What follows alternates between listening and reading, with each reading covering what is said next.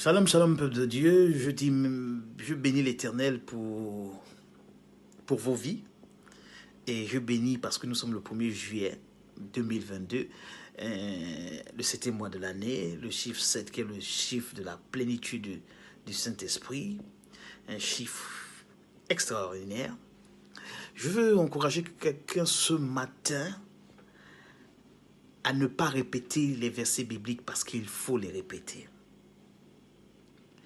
Dans le psaume 23, le psalmiste David dit « L'Éternel est mon berger ». Je veux dire une chose à quelqu'un que quand il le dit, que l'Éternel est son berger, c'est parce que il a accepté comme Seigneur et Sauveur.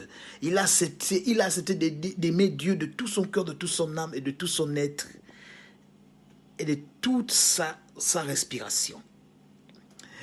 Si l'Éternel est ton berger, je veux te dire une chose, si l'Éternel est ton berger, il te fera reposer dans de verts pâturages. Si l'Éternel est ton berger, il te conduira près des eaux paisibles. Si l'Éternel est ton berger, il va restaurer ton âme. Si l'Éternel est ton berger, il te conduira dans les sentiers de sa justice. Si l'Éternel est ton berger, même si tu marches dans la vallée de l'ombre de la mort, il sera avec toi.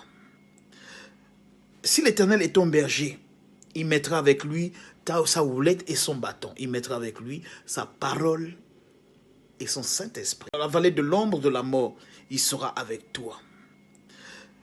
Si l'Éternel est ton berger, il mettra avec lui sa houlette et son bâton. Il mettra avec lui sa parole et son Saint-Esprit. Il mettra avec lui, si l'Éternel est véritablement ton berger, il dressera une table devant tes adversaires pour qu'il ne t'arrive aucun mal.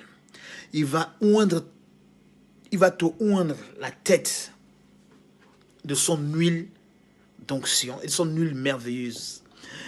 Et tu prendras la décision d'habiter dans la maison de l'Éternel jusqu'à la fin de tes jours. Si l'Éternel est réellement ton berger, accepte-le comme Seigneur et Sauveur de ta vie et ne te laisse pas distraire par les choses du monde. Paix et grâce.